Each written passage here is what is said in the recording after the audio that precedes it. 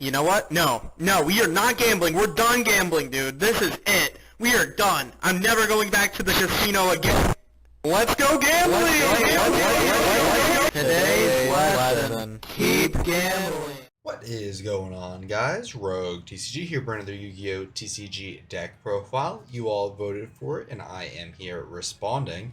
Here is Tearlament Fiendsmith. This deck is actually very interesting. There's a couple very cute synergies between these two archetypes, namely the main two being Fiendsmith Tract will discard for a card effect, allowing you to trigger any of your Tearlament cards, which is incredible for the archetype because one of the main issues with the deck is triggering your tier cards from your hand other than potentially milling a Rhino Heart.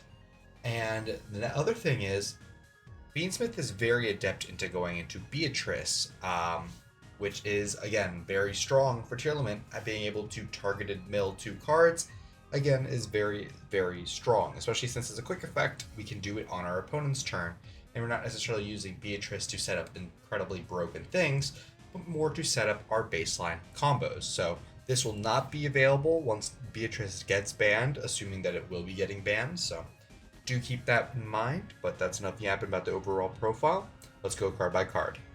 Starting off our list, we are on a triple Tearlament Rhino Heart. On normal or special, it gets to dump a Tearlament card, and if it's milled or sent to the graveyard by a card effect, we have the ability to special summon it to our field and then discard a Tearlament card from our hand as a card effect. But this card is banished when it leaves the field. This card is very strong. Less strong than that Kit Close is banned, of course, because it's no longer a 1-card combo. However, it does still say normal summon mill 3 via sending Tearlament Kashtira, which is most likely going to be the send unless you have the material to make a fusion already in your graveyard. So this card is still very solid and it's a very good mill, so we are playing it at 3. Next for our Tearlaments, I did just mention it, we are playing triple Tearlament Kashtira, allowing us to banish a tier card or a cash card from either our hand or our graveyard to special summon it from our hand. And then on summon allows us to mill 3 cards, and then when it is milled or sent to the graveyard by a card effect, we get to mill 2 cards.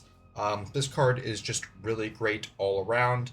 I don't really have anything else to really say about it. The fact that it is a quick effect to special summon it does allow you to trigger Tearlament Scream on your opponent's turn, which is great without them summoning. We are on one apiece of Tearlament's Merly, Tearlament's Havness, and then Tearlament Shiren. Shiren is the better of which to be searching throughout your turns because it is a summon on and then also mills 3. Havness is more interaction against your opponent. When they activate a monster effect on field, we can special it from hand and then mill 3, and then Merly on normal or special gets to mill 3. And then all 3 of these are the fusion cards, which allow you, when they're sent to the graveyard by a card effect, to fusion summon using cards from your hand, field, or graveyard by shuffling this card and any other fusion materials back into your deck and putting them to the bottom. We can just special summon a fusion monster that way. These are all at once, so we're playing out the most we can. So the fact that we are only playing 3 total in the deck does mean, more likely than not, we are not going to be hitting these off of our mills. However, since Merly is a level 2, we can get a targeted mill with these, and that is what Beatrice is for, of course, to get our targeted mills for our Tearlament cards. So we are on one piece of each of those. And then for our honorary Tearlaments, we are on triple King of the Swamp, being able to be used as any fusion material while it's on hand, field, or graveyard. Really great effect, being able to basically be Tearlament Kit Close in the graveyard, or Fiendsmith himself, or even Rhino Heart. This card can be a lot of different things. It is also an Aqua Water, so it can be used for our Kaleido Heart as well. So just an all-around very flexible card. We aren't playing the poly, but just this card is very good on its own. And then our last honorary Tearlament cards. We are on double Kashtira Fenrir. It's a free special summon that lets us break boards, and it does get Tearlament Kashtira to our hand, and it's a Kashtira in graveyard we can banish for tier cash if we don't mill a Tearlament. Now for our Tearlament spell traps. We are on double Foolish Burial Goods in order to set any of our tier spell traps because they will all trigger when they're sent to the graveyard by a card effect. So this card is just very strong in this strategy. One thing is we do not want to be milling it though because it doesn't do anything on mill. We are on 3 copies of Tearlament Sulliek. This is like a monster negate by letting you tribute a tier monster you control. So it lets you trigger that tier monster's effect and also negates a card on field. And when it's sent to the graveyard by a card effect, it allows us to add a tier monster from deck to hand. So this is one of the best things to be sending off Beatrice in order to get a search for Tearlament Kashtira or for whatever Tearlament you are missing. We are on 1 copy of Tearlament Metanoise. This is like a Book of Moon that also Foolish Burials. But we do need to have a Tearlament on field. And if it's sent to graveyard by a card effect, we can add a Tearlament from our graveyard back to our hand. Namely, again, Tearlament Kashtira. We're going to be cycling that card a lot, if we can.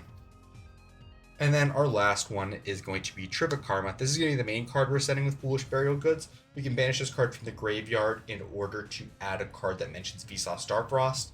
So namely, it's going to basically be all the cards we just went over, as well as all the cards we're going to be going over now, except for this first one, of course.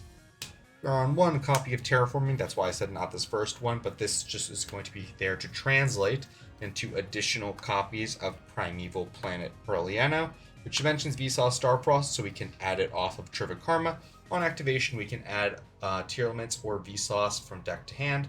And then when we do Fusion Summon by shuffling a card back into deck, or rather a card just shuffled from our graveyard back into our deck in general, we get to pop a card on field. Doesn't have to be our opponent's, which does matter in terms of Kaleido Heart. This card is incredible and does give us a static stat boost for all our Tearlaments and all our fusions, so we are playing this at maximum copies. We are on 2 copies of Tearlament Scream, Continuous Spell, searchable because it mentions Vsauce Starfrost. If we normal summon a card and there's a Tearlaments on field, we get to mill 3 cards, and cards our opponent controls lose 500 attack until the end of the turn. And then if they summon a card and Tearlaments on field, we also get to mill 3 cards. We can only mill 3 cards once per turn this way. However, Scream is incredible for just getting that incremental milling advantage and dissuading our opponent from committing game actions when all we have a Tearlament and Scream on board. And if Scream is sent to the graveyard by a card effect, we can add a Tearlament trap from our deck to our hand, the main way we're going to be able to find our Metanoise and our Sulliek if we haven't opened it.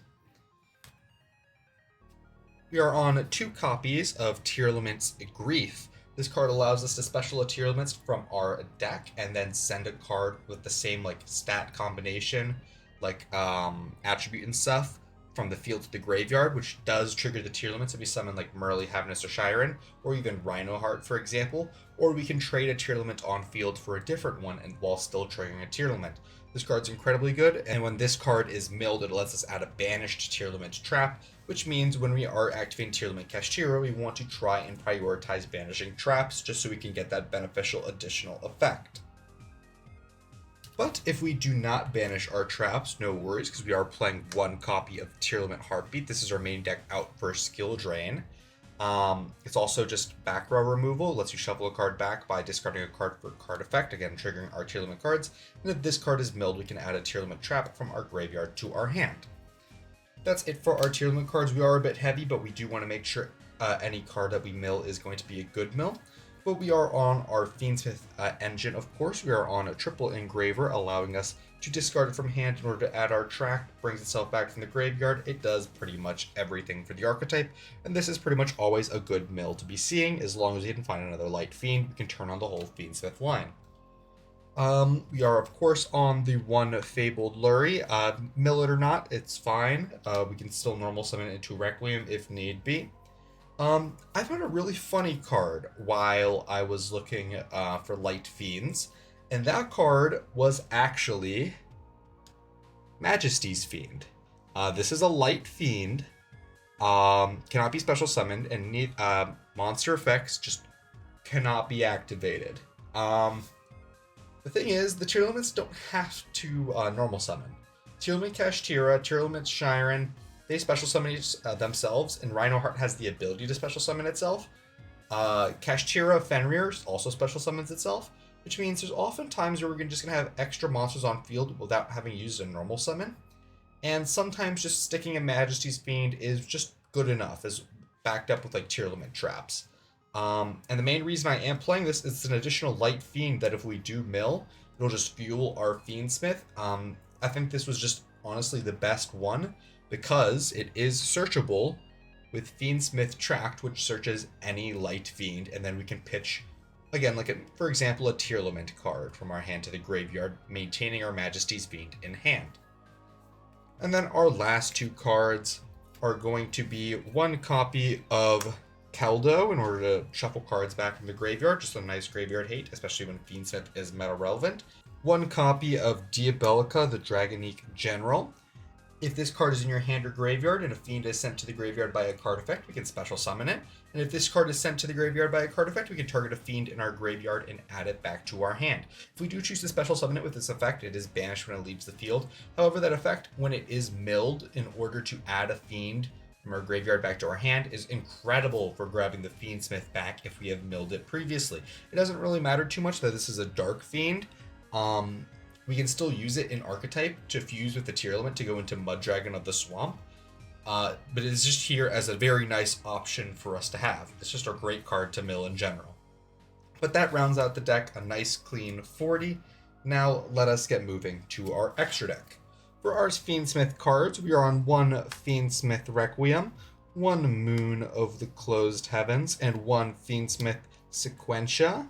Our three links, this one's a Necrofusion. This one basically lets us make Requiem with anything, and Requiem grabs Fiendsmith straight from deck. Just a very basic explanation, very TLDR, because the Fiendsmith cards are very talked about as of right now, so I am under the assumption that you do know what these cards do. If you don't, please feel free to check out my Magical Musket Fiendsmith deck profile in order to get more of an idea. We are on fusions of Lacrima, Princess, and Desiree for our Fiendsmith archetype. Lacrima allows us to special summon fiends that are banished or in our graveyard, allowing us to make an easy 6.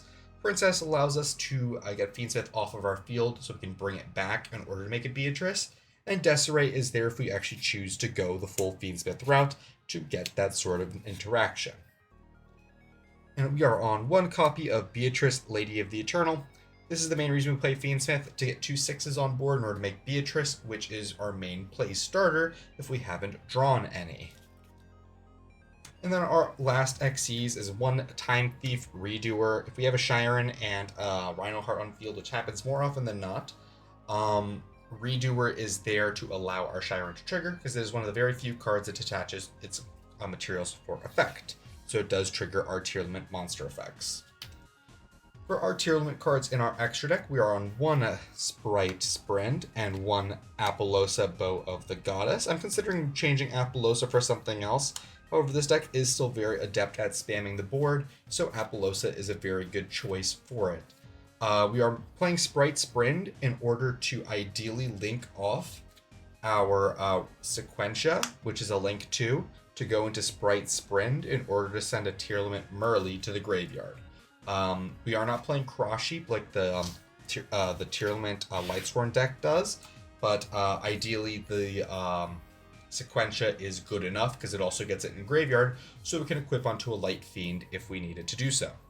And then for our fusions, we are on one Muddragon of the Swamp, one Garura in order to get draws, one Dragostapelia. This deck, funny enough, Dragostapelia is a lot easier to make than in other tier brews. Namely because when we do make Beatrice, we put a Lacrima underneath of it, and we detach the Lacrima on our opponent's turn. So if you mill a Tearlament off of, for example, off that Beatrice that we just activated and attached the Lacrima off of, we can immediately use the Lacrima and the Tearlament we milled in order to go into a Dragostapelia, putting the Lacrima back for later uses. And then for our last two cards, it is to be expected we are on one Tearlament Kaleido Heart and one Tearlament Rule Kalos. Nice clean 15 of the extra. I did want to make sure I did have those pivot tools in Sprite Sprint in order to make sure we can guarantee a fusion with sending Merly to the graveyard. But this deck is very neat. It's very explosive, and sometimes your brick hands might seem like bricks when they really aren't. I do have a quick replay I would like to show you. Most people would say, how does this deck play against Dweller? I do have a replay showing what this deck actually can do against Dweller and what the Fiendsmith cards can actually contribute to the archetype. So I'll throw you over to there, and after that, that's going to be the end of the video. So if you guys don't want to really watch that, I'm going to just say it here. Thank you all so much for watching, and I'm going to see you all later. Bye-bye. Alrighty, so we're starting out this game, Tearlament versus Shark. Keep in mind the Shark player does have OCG support cards. The Shark player is going first, and I do know what they're on, so I'm expecting an Abyss Dweller, so I go Tier Cash early on to get rid of that Rhino Heart in hand, to try and get some good mills early on. So they're going to add that. I'm going to go Tier Cash to mill, then we're going to mill some extra. As you see, we did hit Tracked, Shiren, a Rhino Heart, and a Fiendsmith. So nothing we can actually do anything with exactly at this juncture, but it's for the future. We did misplay by putting that in attack position so they could take it with Silent Honor Arc. Then they go Xyz Armor to add 2 there. Then they normal summon Buzzsaw. Buzzsaw will summon out the Harpooner. And then here they'll just go into the Dweller, overlay into a Ragna Zero, equip it with Reincarnate Unveil Mail. And we draw Trivikarma for turn, which isn't the best. We go Fiendsmith, and they shotgun the Dweller. We add the Tract from deck to hand. Then we can go Perliano to add Tier Cash so we can Tier Cash on our opponent's turn. Then we're going to go Baldric. We're going to banish a card from our graveyard, being the Fiendsmith. We're going to go Combat to run over that Dweller. And then here we do have our hidden win condition. We add Majesty's Fiend from deck to hand. We pitch that Tribute Karma so we can use it on our opponent's turn. We tribute summon that Vanity's Fiend, and now they do have to go to combat in order to actually play their game plan, which does keep us alive for a turn, and without threat of Dweller, we are now in a winning position. They go to combat, attack over Majesty's Fiend. We go Tribute Karma just in case they have another Dweller to add Tearlament Scream from deck to hand. They normal summon that card. We're going to go Tier Cash in order to mill some additional. And we do banish our additional Tier Cash that we did mill. Go Tier Cash. We do mill a Merly. We're able to fuse using the Shiren and the Rhino Heart to go into the Kaleido Heart. Perliano and Kaleido Heart do clean up the board. Now it is just a hop, skip, and a jump to lethal. We go Tearlament Scream. We can trigger it with that Fiendsmith because we did actually mill a Light Fiend. And by mill, I mean we actually sent to the graveyard the Majesty's Fiend. Then Scream does hit a Sulliek. We're going to go Sulliek to add a Rhino Heart. Then we are going to go Requiem. We're going to go Requiem effect us just summon another Fiendsmith out of deck. Then we're going to go into Sequentia. We're going to go Sequentia to grab back a Lacrimosa. Then we're going to go Lacrimosa to special back a Fiendsmith, specifically the one we banished for the Baldric. Then we are going to overlay into a Beatrice. We're going to go Beatrice to send a King of the Swamp to set up this Rhino Heart. Then we're going to go Rhino Heart, send Merly. Then we are going to go Merly effect to fuse into a Rokalos before they can Nibiru us. We're going to go Planet to pop our own Kaleido Heart, and our opponent is going to concede.